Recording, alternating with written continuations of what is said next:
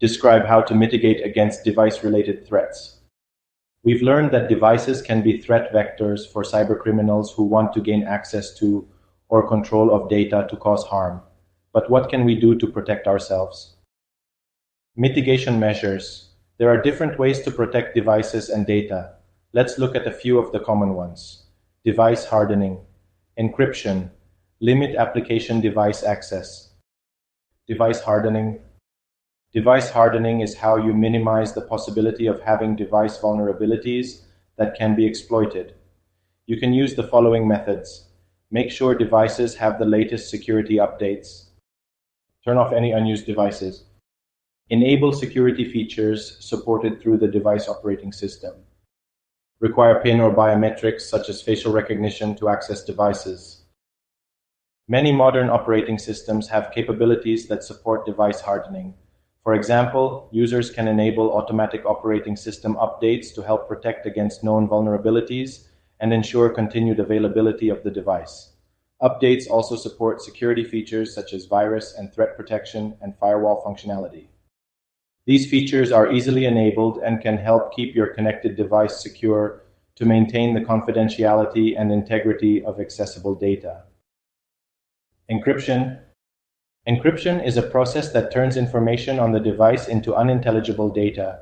The only way to make this information useful is to reverse the encryption. This requires a specific password or key that's only available to the authorized user. When the information is encrypted, it becomes useless without the correct key or password. This way, data confidentiality is maintained. The contents of a device can be encrypted in many different ways. For example, some operating systems come with built-in tools that enable you to encrypt your computer's hard drive or any storage device you connect to it. Limit application device access. So far, we've looked at the different ways in which applications and devices might be compromised, and the steps you can take to mitigate threats. However, one of the more overlooked attack vectors is when someone directly uses your apps on the physical device. Suppose you've left your smartphone on the desk and hurried off for an urgent meeting. A bad actor could use your phone to access any of your apps. They could send messages, access bank accounts, and make purchases, all by using apps from your device. If they're smart, they'd leave the device where they found it so you would never know. This threat also applies to your work computer. Suppose you're busy working on important and sensitive data and step away from your computer to get a coffee.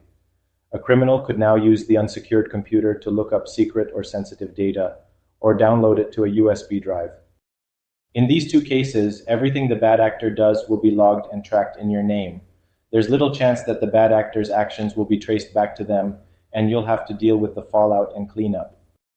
The best way to limit access to your applications is to ensure that they're closed or secured when you aren't using them. You do this by locking a device when you step away from it. If the device is small enough, keep it with you. Summary and resources. You've learned that devices can be the key to vital information on individuals and organizations, and that cybercriminals target them to gain unauthorized access to data. Cybercriminals use various means to compromise devices. If you look after data, you protect people and organizations. You've learned how to protect devices through cybersecurity measures that help you to achieve and maintain the confidentiality, integrity, and availability of data.